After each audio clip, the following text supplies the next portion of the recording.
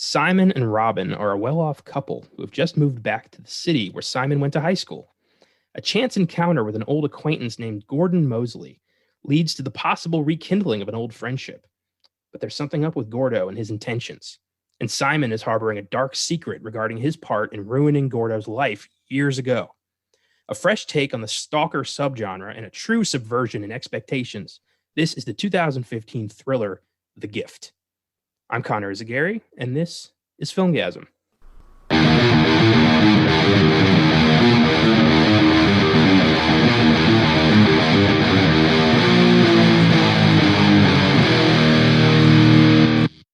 Happy Wednesday, happy Thanksgiving, and welcome to episode 112, a very special episode of the Filmgazm podcast.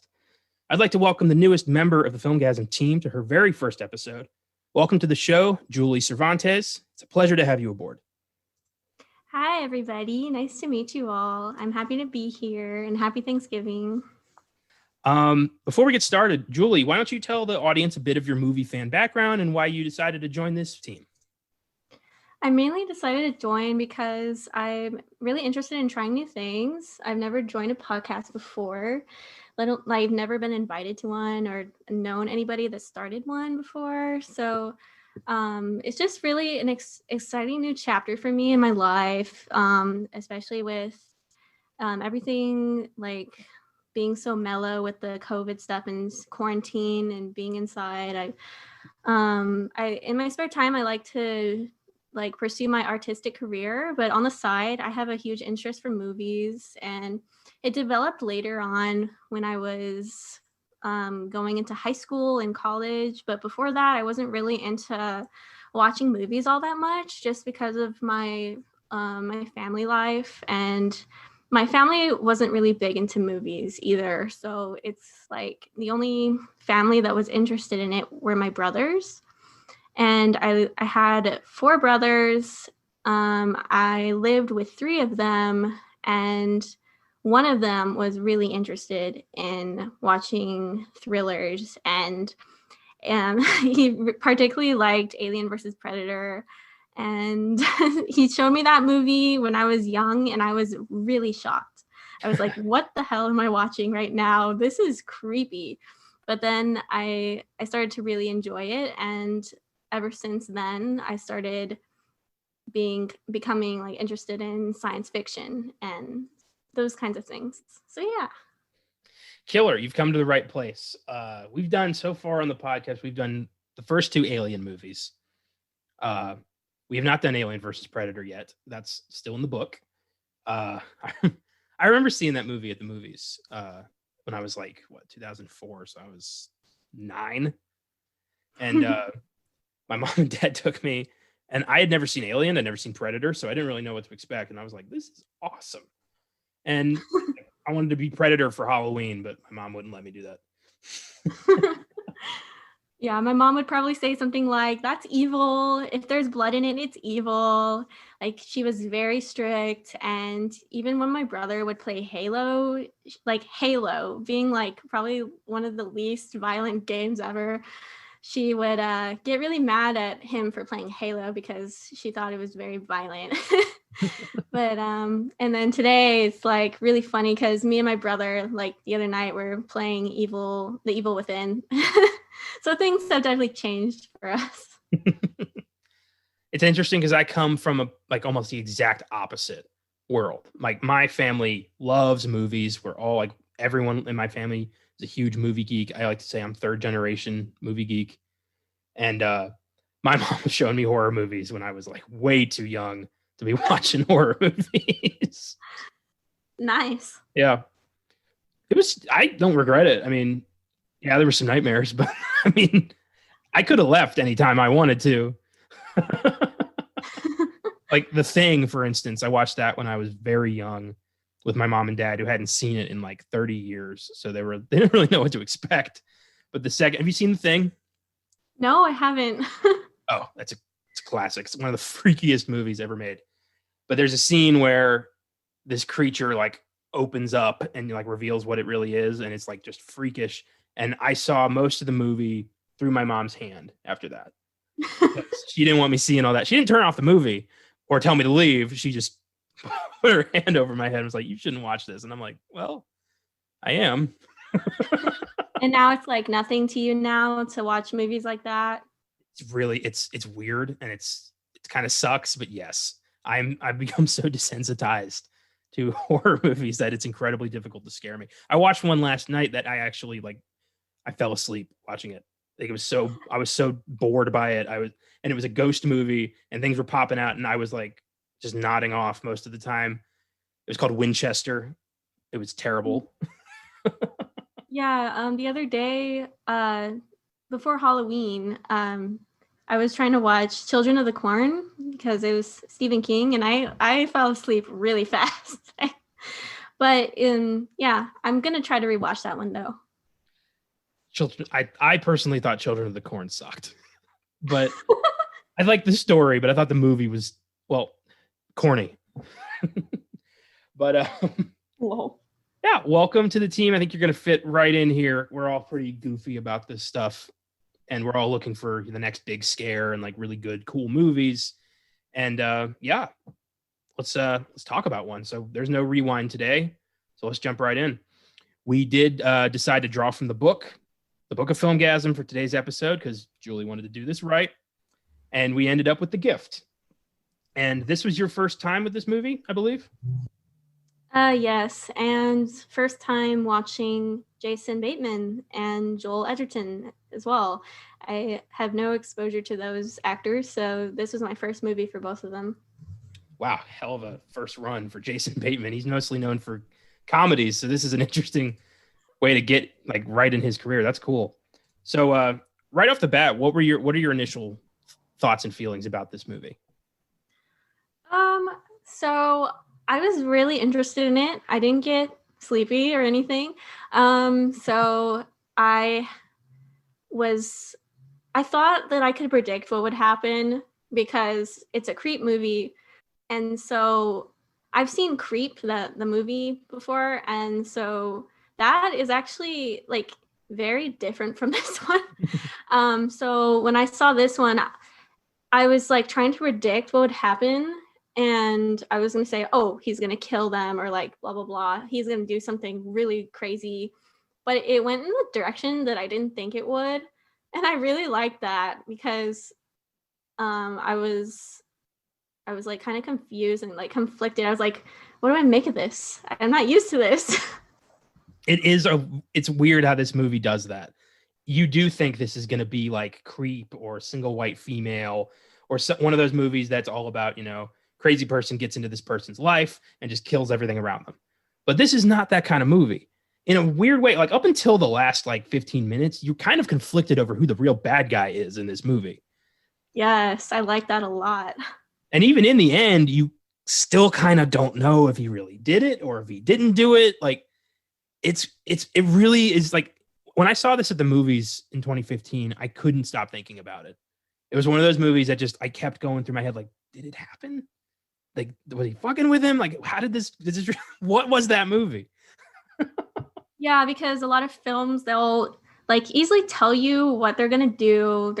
They would tell you the backgrounds like completely. But this one, it gave hints of, oh, these two guys were in school together, but what happened and who molested who or who, who ruined whose like childhood and like, and then at the end, like you just said, I was confused who was the real bad guy. And I felt bad for the supposedly bad guy, or, I felt bad for Gordo. Yeah, until that ending. And it takes a whole, like this big old left turn into morality and who you really start to feel for. Because the person, at first you think like, wow, Jason Bateman's a real prick. He never got, he never changed. He's still the bully who's manipulating people's lives for his own gain just because he can. And Gordo's, this innocent victim who's, kind of crazy, but you kind of get it after the life he's had. But then it's like, fuck, you can't forgive that. That's a nightmare. And you just feel for the wife who's trapped in this world that her husband created. It's a nightmare. You feel for her, but then she seems happy at the end. So, well, she doesn't know what happened. As far as she's concerned, that's her husband's kid. Yeah. And even he doesn't know. He kind of doesn't want to know. I mean, how do you face that realization that this man has destroyed your entire life because of you, because you did something bad to him? Shit comes around. It's Yeah.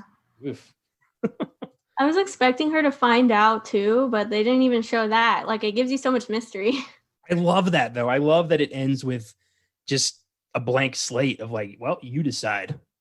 Like, even Gordo's never going to tell her. He's probably going to just leave and Yeah. let Jason Bateman stew in his own mistakes. It's I love movies that kind of leave it up to you, because it's like I said, I couldn't stop thinking about it when I saw it at the movies because of that. Because Joel Edgerton just kind of lets you, he gives you two paths and says pick one, and both are right. Mm-hmm. So The Gift was written and directed by character actor Joel Edgerton, who also played Gordo. Edgerton is an Australian actor known primarily for his roles in The Great Gatsby, Black Mass, It Comes at Night, and Warrior. He also wrote and directed the film Boy Erased from 2019. He's one of Hollywood's brightest rising stars, an incredible actor, incredible writer, and a damn good director, I think. Like, he wore three hats for this movie, and he pulled it off, I think. Have you seen any of his other films besides Warrior? We'll get to that at the end. That's a special one. But His other films were Great Gatsby, Black Mass, It Comes at Night. Any of those? no, I'm still like I'm a Gordo virgin. I don't know anything about him. Well, yeah. Yeah, Warrior was really good. He's good. Great Gatsby was interesting. It was kind of forgettable, honestly. Black Mass, he was really good. And then It Comes at Night. I fucking hated that movie. That movie was, the marketing for that movie was like, this is the scariest movie you'll ever see. And then I saw it, and it's basically just a family eating dinner at night for 2 hours and nothing happens. I was so pissed. Oh, that's so disappointing. Oh, I don't even remember him, like, his performance in it. I was so upset with that movie. I was like, fuck this. And I just wrote that movie off. One day, it is in the book. So one day this podcast will cover It Comes at Night, and I'll have to revisit that. Ugh. No. Jason Bateman plays Simon, the world's biggest asshole. Bateman is a great comedic actor known for his role as Michael Bluth on the sitcom Arrested Development and his role as Marty Byrde on Ozark. Some of his major film roles include Dodgeball, Hancock, Horrible Bosses, The Change-Up, Identity Thief, Game Night, and Zootopia. He's pretty popular. Jason Bateman's a good actor. He can do comedy, he can do drama, and apparently he can do horror too. And yeah, I love the guy. I have a lot of catching up to do. But what genre do you think he's most suited for? He's definitely at his best in comedy, but the more he's been doing a lot more drama in the past 10 years, and he's really good at that too. But for me, he'll always be Michael Bluth from Arrested Development. That was the best damn show. That show was so funny. And he had to play the straight man where everyone else is completely friggin' crazy on that show. And it's just him juggling his crazy, eccentric, like, law-breaking rich family. And it's a classic show. So that was a big role for him. That was his breakout. He was he'd done some stuff as a kid. Like, he was in the sequel to Teen Wolf. And he's become kind of a big player in the past 15, 20 years. I love him in Dodgeball. It's such a random, like, one-off character, but it's such a great character. He plays one of the sports commentators, like, commenting on the dodgeball games, and he's just like this crazy, like, BMX, like, X Games dude who's just in like a visor and like sports gear, and he's so into it. It's nice. Fantastic. It's really cool when actors can do all sorts of genres and not just stick to the thing everyone's used to, because you get to see different parts of them that you don't normally see. I love that. I love when actors go out of their comfort zone. This is it's a big one for Bateman, because he's playing just a really unlikable, horrible human being who doesn't care about anybody but himself and what everyone else can do for him. He's the worst person. And it's such Mhm. a, he plays a douchebag really well. I've seen him do that in a lot of movies.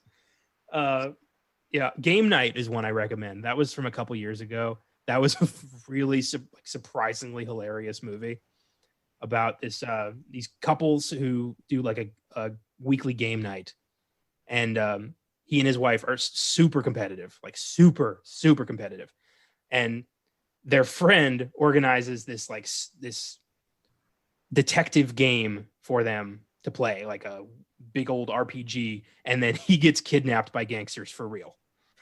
And Jason Bateman is leading the game, but he still thinks it's a game. So they're trying to find his friend. And it's like over the course of the movie, they start realizing, oh shit, this is real. And it's really funny. It That's a brilliant idea. was a good one. It was a good one. Rebecca Hall plays Robin, Simon's unfortunate wife, who just gets kind of stuck in the middle of all this. Some of her notable roles include The Town, Vicky Cristina Barcelona, The Prestige, The BFG, Iron Man 3, and Professor Marston and the Wonder Women. And I always get her mixed up with Rebecca Ferguson, who is a different actress. She was the opera singer in The Greatest Showman, and she's been in the last few Mission Impossible movies. But we're not talking about Rebecca Ferguson. We're talking about Rebecca Hall. Long time ago, back in the early days of the podcast, I did an episode on The Greatest Showman. These don't exist anymore, by the way, guys. So don't go bother looking for them. But I did a whole bit talking about Rebecca Ferguson in The Greatest Showman, and I called her Rebecca Hall the entire time. And I had to delete that whole segment. I had to delete like a good 25 minutes out of the episode. I was so pissed. Yeah, that's like, I don't know. Her name is just more memorable than Ferguson.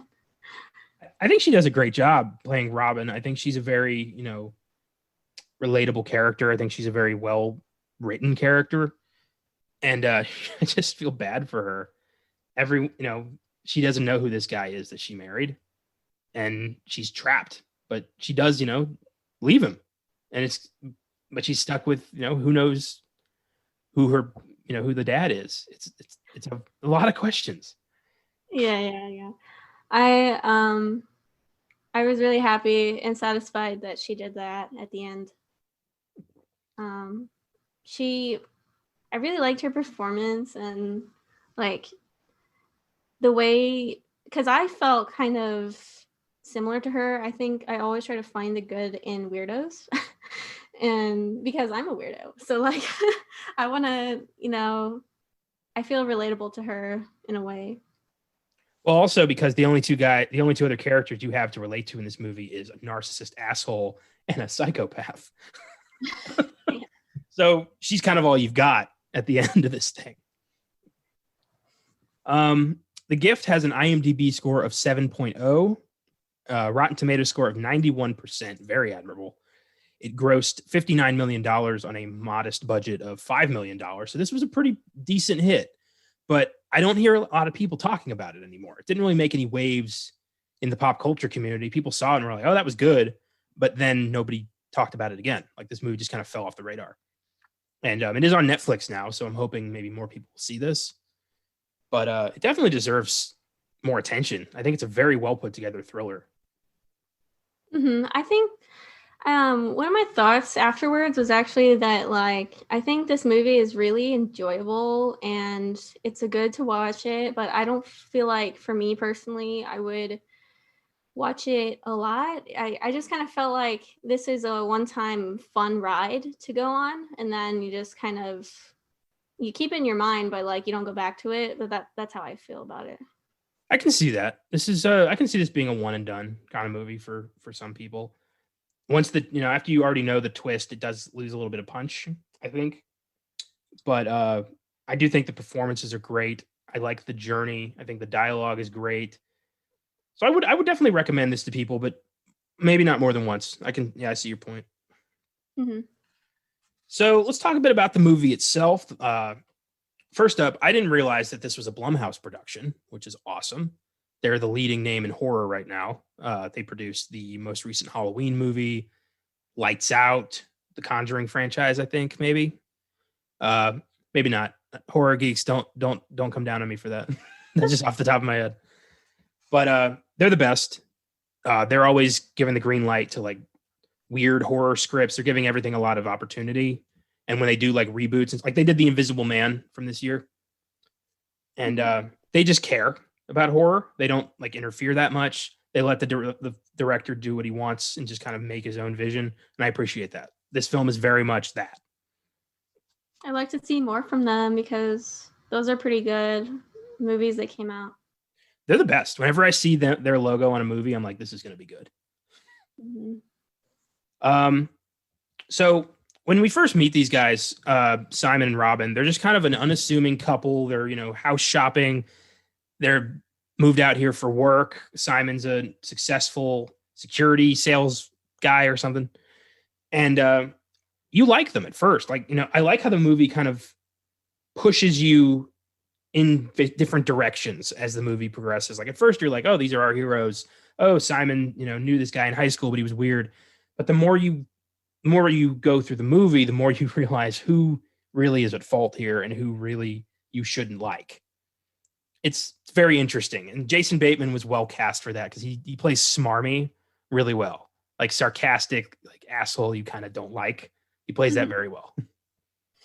Yeah, in the beginning, it seemed like, regular couple, like they're going to be the good guys. And I didn't see anything off about Jace or I didn't see anything off about Simon or, how he could be potentially a bad guy. So they did the beginning very well because I didn't see any hint of that. I did. This time around, there's definitely some hints that Simon is an arrogant prick. Like there's, yeah, like he's when he's talking to people, like he'll, be talking to them and he'll be like, "Oh, hi, nice to meet you. You're a great person." Then as soon as he walks away from them, he'll talk to his wife. Like, "Did you see how annoying he was?" Like little things like that. Like he's so phony. Like the face he puts on for in like the social community for his work and stuff is not at all who he is. You get that vibe immediately by the way he talks about other people to his wife in private. He doesn't. Oh, do you mean like the first time they see him? That like, and then like a couple scenes at work. Like he's very much just like everyone sucks but me. And it's yeah. It's the worst kind of person. You're right. You're definitely right because he did turn around and be like, "Did you see how weird he was?" Like, yeah, you're right. First half of that conversation, I didn't even know who that guy was. Things like that. Yeah. And in that scene where they first meet Gordo, I didn't know this, but I didn't remember this beforehand. But as they're walking into that store, Gordo is in the background staring at them, waiting for his moment. I love that. I think that's kind of funny. They walk right past him. They don't even notice him. It's wild. And it's an interesting idea. Like, I mean, I personally, I wasn't a bully in high school. I didn't mistreat people. I wasn't bullied, so I don't know how that other side of that feels. But if you are faced with somebody you mistreated in the past, now, how do you think you would handle that kind of situation? Like, because Simon does not handle it well. He handles it as like this, it's your fault. You're a weirdo, so fuck off. And that's just not helpful, as we see. But how do you think you would have handled Gordo's like insistence to be a part of your life? Like if I was the bully? Like if you were in Simon Robbins' shoes and Gordo shows up and is like, "Hey, we knew each other. Do you want to have dinner and be best friends all the time?" Like, how would you handle I would immediately think that something's up. Because like most people, depending on how serious the situation is, like with Gordo, it was obviously pretty serious. His life got fucked up. But like if the situation was like, oh, you bullied me, whatever, no big deal. Like some people can get over that and just move on and be like, turn their cheek the other way, Yeah. But so if this guy came to me and my husband or whatever, and they knew each other, I would immediately think, why haven't you mentioned this guy before? Like, why is he just randomly popping up into our lives? That's very off and weird. So can you explain yourself? Well, and also They do not shut Gordo down soon enough. Like they let this drag out a lot, like a long time before they finally say something. And like they let him, bring them presents, and the whole thing with the fish. It gets weird giving constant presents to somebody you barely know that you used to, be an acquaintance of. It's it's a very weird situation, and I do think they waited a little too long to address it. I mean, it wouldn't have mattered because Gordo wouldn't have stopped, but I think they should have, brought that up. Like, hey, tone it down, guy. We barely know you. Yeah, Simon, I feel like he was just like, oh, he's gonna leave, we're never gonna see him ever again or whatever. But then, no, he kept coming, and yeah, they definitely should have shut him down and been like, hey, whatever happened in the past, I'm really sorry. I didn't mean to do all that. If that's why you keep coming here, just get it out of the way. Just talk about it, because no one just comes back to you after that, especially if you mistreated them. They're definitely going to do something. So I would just get it out of the way and say, what's up? I'm sorry. And then, yeah, then the movie would have been over. But no, we needed this movie. We needed that twist. Well, and the thing is, like, we kind of, we're used to traditional storytelling in Hollywood. We're used to, oh, our good guy is good, our bad guy is bad. Everyone's going to get theirs. We're used to that because that's what most movies are. Yeah. This is our good guy's a dick and our bad guy is crazy. And there is going to be no apology because Simon literally is not sorry. He doesn't regret anything. He thinks he was weird and he deserved it. And anything that happened is on him for reacting that way. And that's fucked up. That is dangerously arrogant to have that kind of mindset. Yeah, there are definitely people out there that are like that too. I would not doubt it. Oh, it's frightening. But at the same time, I'm terrified of weirdos like Gordo who are like, don't let that go and just think about it all the time to the point where they have planned a very intricate revenge. Like, that's also just as scary, if not scarier. Yeah. I also like how this movie makes you think about, do you actually know people the way you think you do? Like, are people going to be completely honest with you even if you're married? It makes you think like you need to really understand the person you're with fully, not rush into things. Well, that and like people close to you. This is a theme I really like with horror movies is you never know who's like in your people in your inner circle. You never really know who they are until something like this happens. Like there was a movie we did on the podcast a while back earlier this year called Shallow Grave, which was a great 1994 crime thriller about this group of friends who live in an apartment in Scotland. They're not best friends, but they live together. They get along, and they bring in a fourth guy who's just looking for a place to stay, and then they find him dead in his bedroom with a suitcase full of cash. And they may have to make a decision, like, do we call the police or do we bury this guy deep and split the money? And that's of course what they do, but that money changes them and they start becoming spiteful and paranoid and dangerous, and they start wanting to kill each other. And it's when faced with an impossible situation, you don't really know how your friends are going to react. You don't know who they are at the core, like who they are as a human being when faced with a decision like that. And I think The Gift is a very similar situation. Mm-hmm. That's very true. Like, wow. I like that you told me that. It's a great movie. Shallow Grave, I recommend. I think that's on Prime right now, maybe. It's been a long time, but it's creepy. But yeah, I love that kind of idea of, what is my life really? Like, who am I really married to? What did you do? The skeletons in your closet are fucking coming out. It's frightening. Mm-hmm. And what is do you have a favorite part, like a favorite moment of this movie? Let me think. So I think I really enjoyed watching Robin trying to dissect the past. That was really cool. I wasn't expecting her to do that. I was just expecting her to be like, trying to figure it out at home instead of like going out and reaching out to other people. And what else? I think I really like how you see them in the house, and like the setup is like really cool. Like I think one thing that caught my eye is like how pristine and clean and nice the setup is, and the windows are so large that makes it even harder for people to have privacy. So so like the fact that there was a creep there, it's like it makes it worse that someone's watching you when your windows are so large and like your house is like so nice.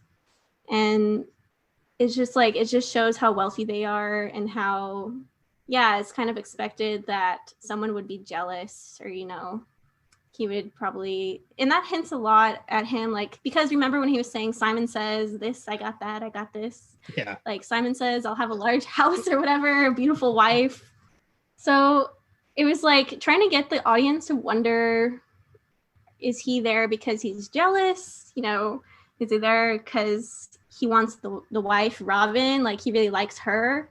And that's not the direction it went. It was like, so lots of surprises. And I really like that about the film too. I love how the film like literally encapsulates the metaphor of people who live in glass houses shouldn't throw stones. Like they literally live in a glass house. Yeah. And it's a very it's very well put together. One of my favorite scenes is the dinner party where Gordo invites them to his house to hang out with another couple, and then they abruptly cancel, and it's just Gordo and them. And he randomly gives Jason Bateman a copy of Apocalypse Now, and like he does those very creepy helicopter noises. Like I don't know how Joel Edgerton did that, but that creeped me out. I got goosebumps from that. Like that was disturbing. I just thought that was funny. That freaked me out, especially when he does it later on in the movie. It's something about that just unnerved me. That's funny how you thought that was weird and how I thought that was funny, because I know people like that in real life that will consistently act weird just to try to freak you out, but you know that they're not that weird. So when he made that noise, I thought, oh, okay, he's just weird. Like, but yeah. It's fun. Well, scenes like that, it just proves how subjective all this stuff is. I love that. Like we can look at the same thing and take completely different approaches to it. Yeah. And in that scene, Gordo says one of my favorite lines after he has the phone call and says, I got to step out. It's a work emergency. And he comes back in, and Simon asks him, like, what do you do for work? I don't think I ever asked you. And that's interesting because this is like the fourth time they've met up, and they've never asked him anything about himself. Yeah, like he only takes interest whenever he seems to have a good life, which is freaking arrogant. Yeah. But Gordo then just says, I'm afraid you've caught me in a lie.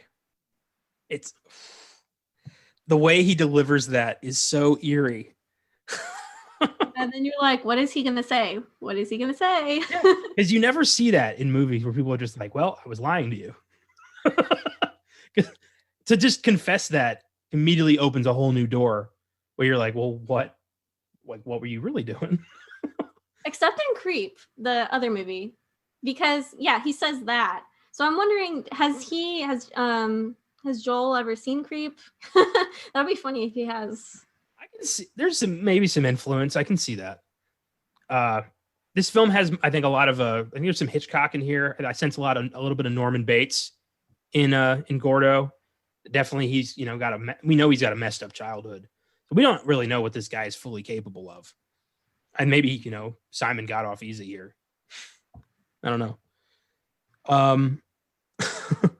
So let's talk a bit about the apology scene where Simon goes to Gordo's like trivia open mic night to give his apology, and it turns into Simon kicking Gordo on the ground. That is such an arrogant, like the way he does, like, hey, I'm apologizing to you so my wife can get off my back. So do you accept it? What a piece of shit. My You know God, what?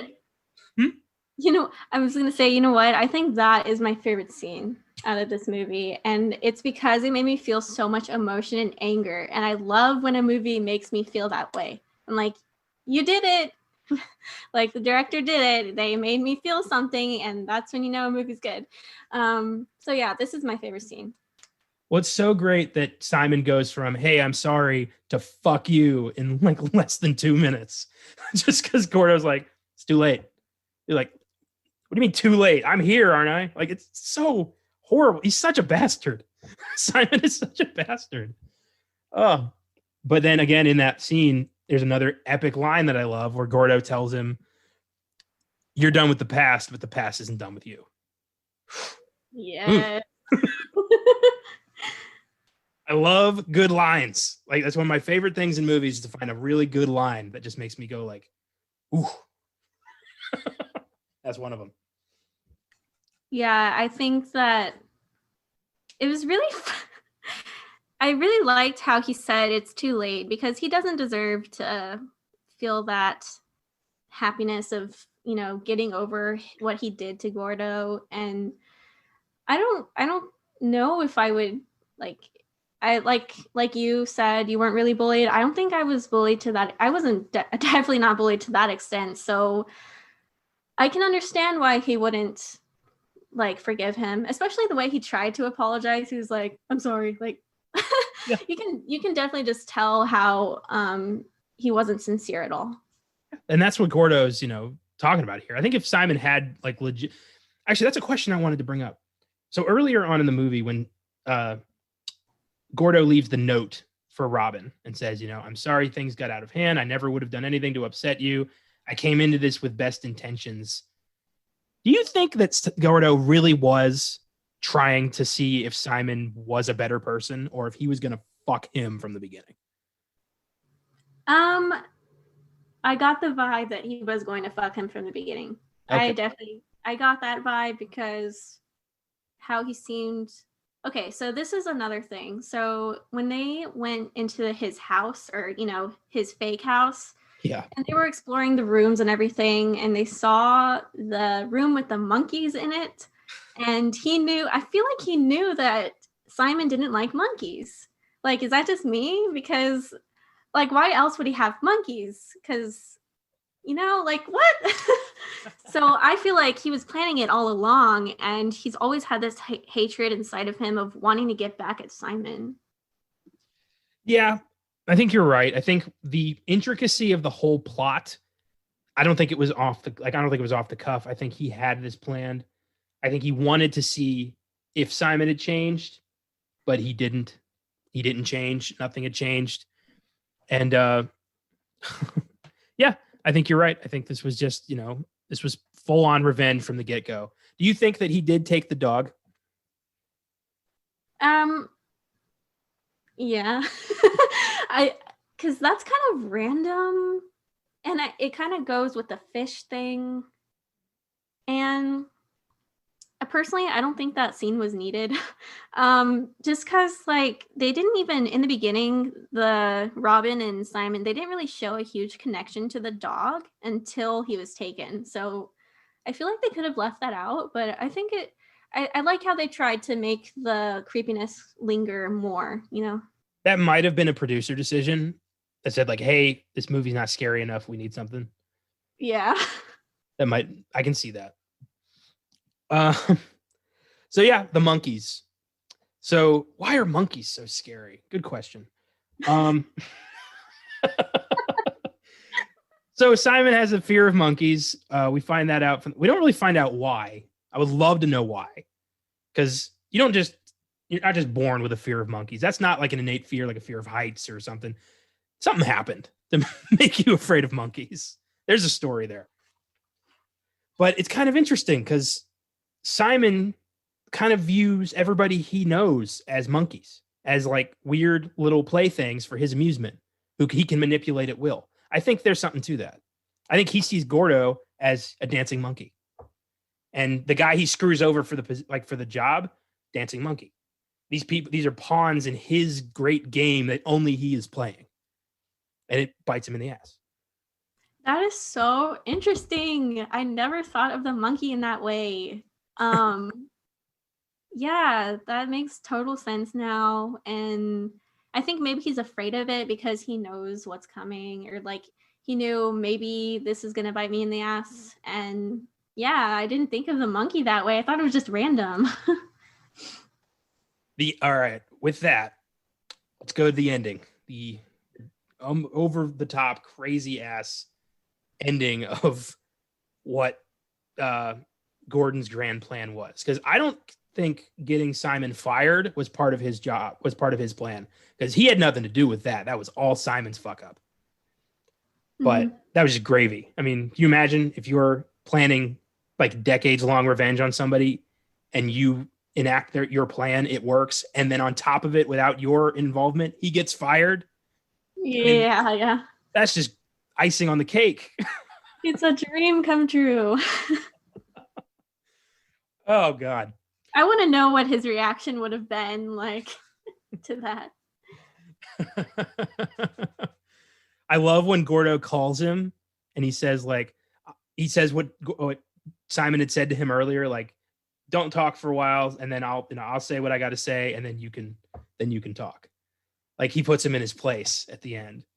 It's pretty thick, but obviously if you haven't seen the movie, I don't know how you got this far into the episode, but well, what happened was Gordo drugged Robin, broke into their house, entered their house, he had a key, and maybe, we don't really know, might have raped her, and the baby might be his.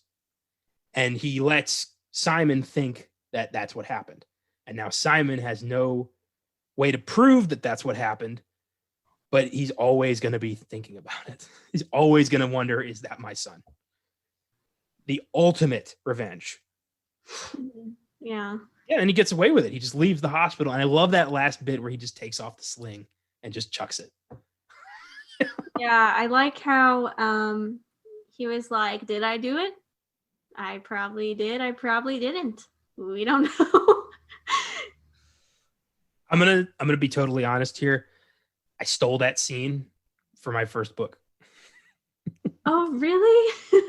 I borrowed it. It was I borrowed it. For legal reasons. It's an homage, and my main character's in the town jail. The bad guy shows up in town to taunt him because 11 years prior, the bad guy had kidnapped the good guy's daughter, and good guy hasn't known for years if she's alive or dead. And the bad guy goes to him and says, like, I killed her the day I took her. She's dead and buried somewhere. Or did I? Maybe I didn't. Who knows? So I love that scene so much because not knowing is the ultimate torture. Mm-hmm. And Simon will never know.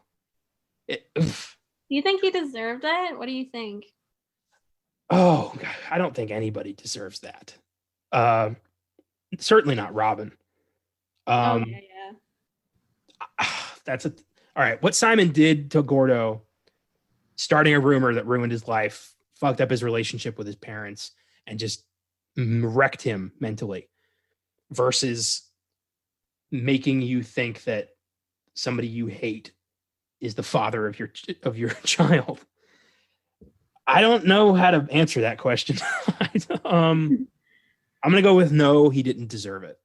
But I think he deserved something. I think Gordo should have just kicked his ass. That would have been enough for me. But this is stepping into absolute psychopath territory. And I can't endorse that. Do you think that if he did kick his ass, he would have felt his true, like, I got revenge? Or do you think it was probably not right? No, that level of destruction of what Simon caused for Gordo. I mean, we looked at his file. He got dishonorably discharged from the military for conduct unbecoming. Like, he got mentally destroyed by what happened. It ruined his whole life trajectory. Just kicking the guy's ass would never have been like giving him that cathartic release. He needed to destroy Simon's life on every level, and he did it. And in the end, I just think this is a massive just earthquake for everybody. And I don't think anyone's going to come out of this unscathed. I think eventually, I don't know, maybe Gordo is going to get away with it. I don't think Simon will go to the cops. He's got no proof. He's got a guy in a mask filming his unconscious wife. There's no like evidence of him doing anything to her. He didn't have a case. Yeah. Didn't he have like where he lived though? Like he did his own research or something on Gordo. You think he's going to go to Gordo's house and just kill him? Oh no, definitely. Like I don't think Simon would do that. I think he would try to beat him up again. I mean, if someone did that to my husband, like obviously not like I mean, like, you know, if I was in his shoes and stuff, I think that would be so awful. Like I don't know if therapy would help. Oh no. And the big question is, do you tell Robin? Like, do you show her that tape or do you destroy that tape? Because Simon's very much a selfish human being. We know that from the get-go.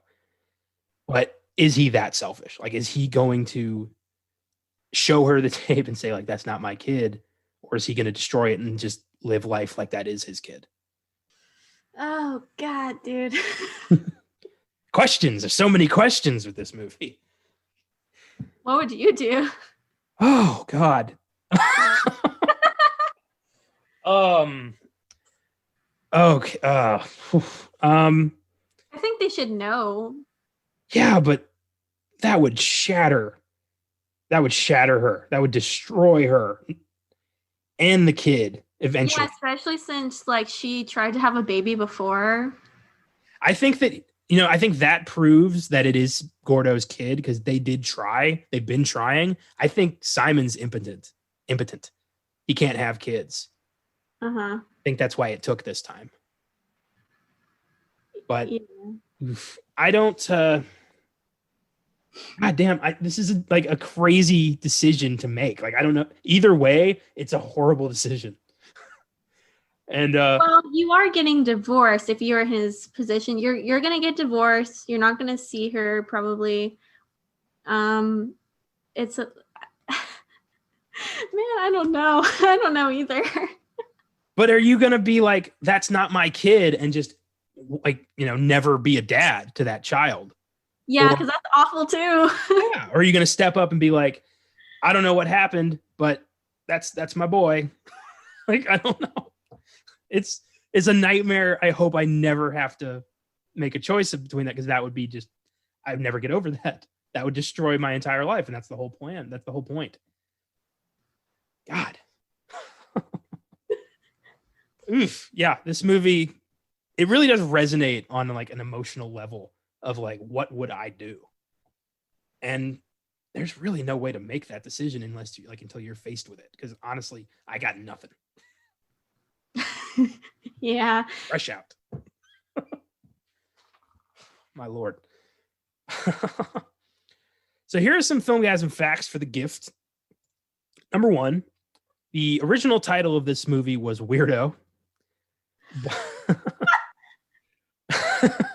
Yes, weirdo. Gordo the weirdo. But executives changed it because they could sell it better with strategic marketing if they called it The Gift. I don't know. Maybe weirdo is offensive to all those weirdos out there.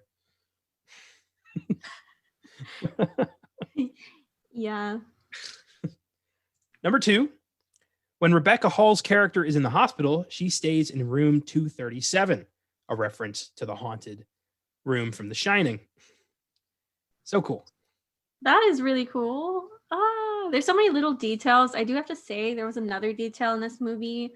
Did you notice, like, remember when they were at his house or his fake house and he said, would you like, you know, water, wine, Gatorade? And then he says Gatorade and you're like, what? Gatorade? But then you notice that she drinks Gatorade at her house, like, which is so weird. I didn't notice that, actually. That's a great throwback. Yeah, the connections are great. That's awesome. That just shows that he's been watching her. Yeah. Oof, creepy.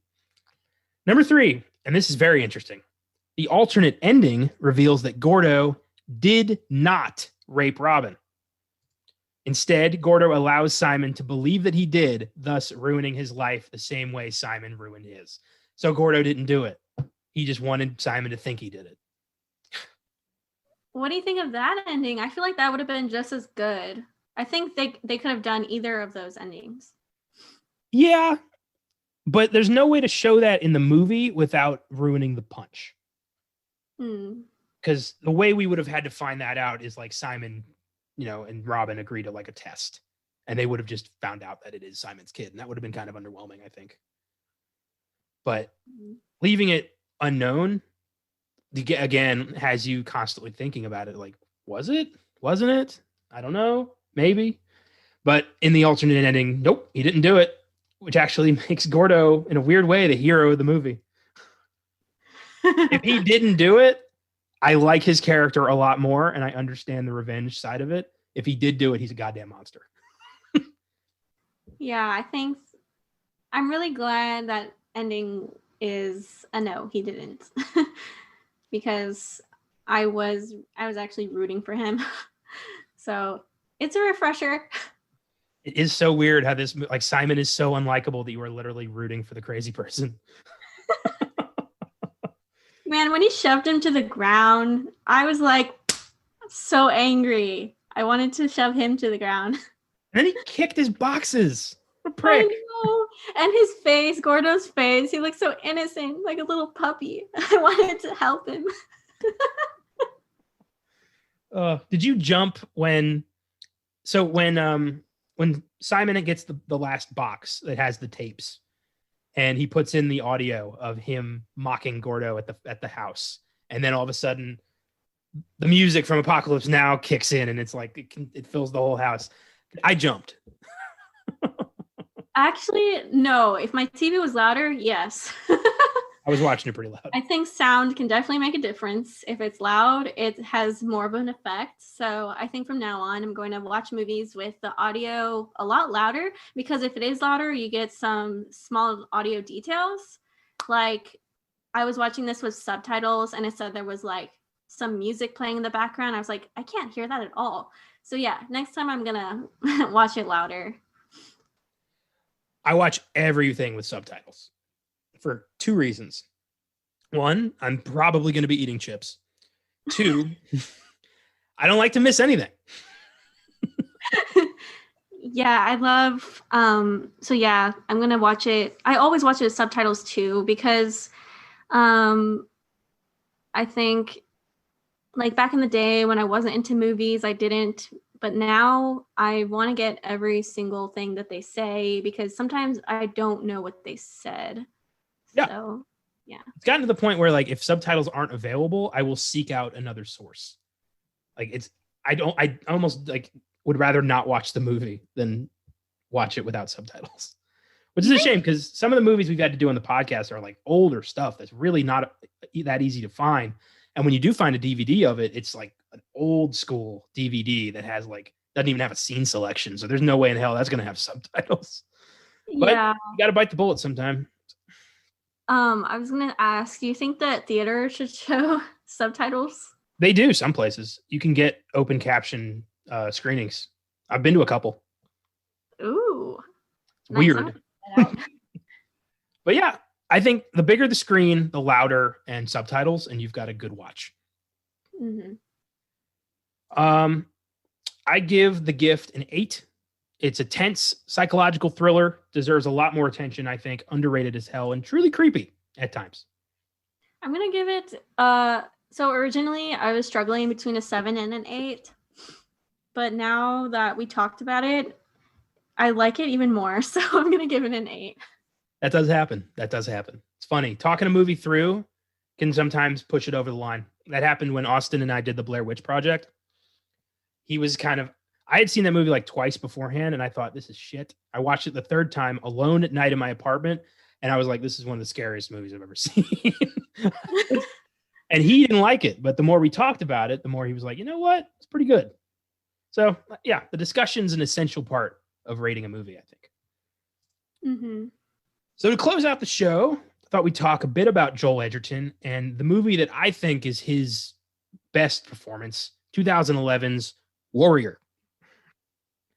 For those of you who haven't seen this, it's a MMA film from 2011 starring Joel Edgerton, Tom Hardy, Nick Nolte, and it's about two brothers, estranged, been through some shit, and they both enter this MMA competition to win like $1 million or something. And it's crazy and it's so emotional. It's very well done, and the fights are crazy. And what did you think of Warrior? Amazing. I am not into those movies, but I think this movie is gonna make me into them. And then honestly, Creed is one of those movies, right? Yeah. It's a boxing movie. Okay, yeah, I've seen Creed and I really like that too. So I think I should just not judge it before I go into it. And I was surprised. I was looking at how long the movie was gonna be, and I was like, whoa, 2 hours? Okay. It's probably got some good stuff in it. I mean, if it's that long. And it didn't disappoint me. All the background, just all the background about the characters and the family situation. And then, oh God, the ending. I was so happy that they hugged and their relationship has a lot of growing to do still, but I think that was a good opportunity for them to start growing their relationship.